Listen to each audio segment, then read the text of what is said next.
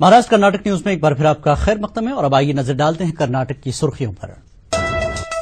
रियासती हुकूमत उलमा इकराम के साथ है, बेंगलुरु में हुई गिरफ्तारी पर बोले रियासती वजीर रोशन बेग। रियासती हुकूमत ने उलमा इकराम के साथ होने का दावा किया और रियासत में उलमा को किसी किस्म के खौफ में मुब्तला होने की जरूरत नहीं है। हाल ही दिनों में बेंगलुरु में हुई गिरफ्तारी पर रियासती वजीर हज रोशन बेग ने कहा कि इस सूरत हाल को खत्म करने के लिए रियासती हुकूमत जल्द उलमा इकराम से मुलाकात करेगी। उन्होंने कहा कि हर मामले को दहशतगर्दी से जोड़कर देखना गलत है।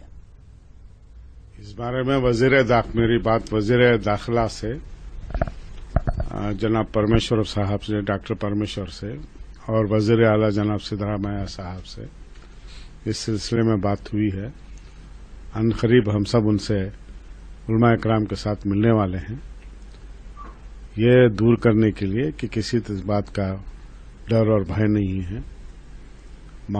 कोई एक अरेस्ट हुआ है तो उसको अभी तहकीकात जारी है, तहकीकात के दौरान ही उसको कह देना कि वो ये फलाना है, फलाने से कनेक्शन ये नहीं। ये हुकूमत हिंद की तरफ से दिल्ली पुलिस वालों ने आकर अरेस्ट किया है। अभी इंक्वायरी जारी है, थोड़ा इंक्वायरी आने के बाद मालूम होगा। मगर उलमा इकराम हुकूमत कर्नाटक उलमा इकराम के साथ है। मुल्क में अक़लियत के जो इदारे हैं, इनके अक़लियती किरदार को बाकी रखना जरूरी है। अलीगढ़ मुस्लिम यूनिवर्सिटी के अक़लियती किरदार पर पूछे गए एक सवाल के जवाब में all India Muslim personal law board ने इन ख्यालात का इजहार किया। मुल्क के मौजूदा हालात पर पेश है all India Muslim personal law board के सदर मौलाना सैयद मोहम्मद राबे हसनी नदवी के साथ हमारे नुमाइंदे सैयद अहमद सालिक की एक खास बातचीत। आदाब, इस वक्त हमारे साथ all India Muslim personal law board के सदर मौलाना सैयद मोहम्मद राबे हसनी मौजूद हैं। मुल्क के मुख्तलिफ हालात पर मौलाना से हम गुफ्तगू करेंगे।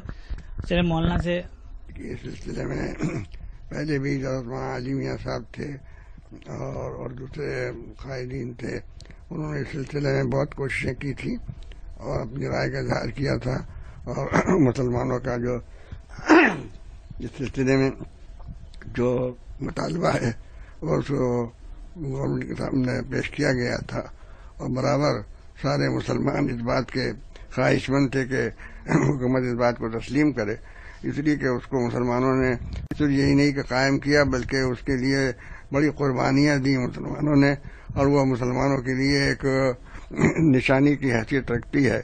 और इसको ये समझना चाहिए कि ये इससे खुद हुकूमत के लिए फ़ायदा है। हुकूमत के मुताल्लिक़ ये तस्वुर पैदा होगा कि वो सेकुलर हुकूमत है और वो जो अक़लियतों के जो इदारे हैं उन इदारों को भी वो हैसियत देती है जो उसको देना चाहिए। इसलिए इस मसले को हुकूमत मुनासिब तरीके से हल करे और उसको वाकई उसका जो अक़लियती किरदार है वो उसको देना चाहिए और सब मुसलमान इस बात के कायल हैं और मैं समझता हूँ कि इसके लिए पूरी कोशिश होगी और तहरीक चलेगी। इससे हुकूमत को परेशानी हो सकती है। हुकूमत को इस सिलसिले में मुसलमान कायदीन से बात को समझकर और सही रुख इख्तियार करना चाहिए।